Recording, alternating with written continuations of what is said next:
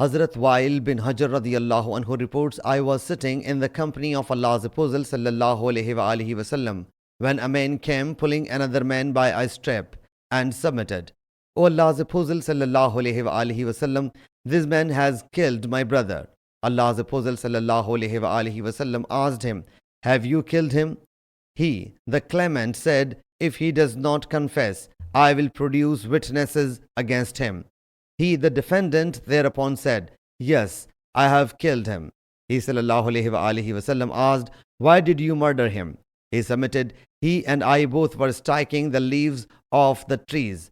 When he infuriated me by revealing me, I struck him on the head with the axe and killed him.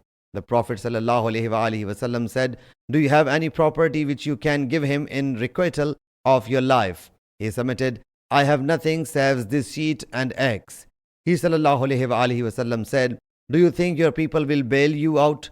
He submitted, I do not hold such prestige among my people. He sallallahu alaihi wasallam threw that strap towards that man, the murderer's guardian, and said, take him along with you. He set out along with him, and as he, the plaintiff, turned his back, he sallallahu alaihi wasallam said, if he kills him, he will also be like him. He came back and submitted, O Allah's Apostle sallallahu alaihi wasallam, I have come to know that you have said, if he kills him, he will be like him, whereas I have caught him at your behest. Allah's Apostle sallallahu alaihi wasallam said, do you not wish that he should gather your as well as your friend's sin?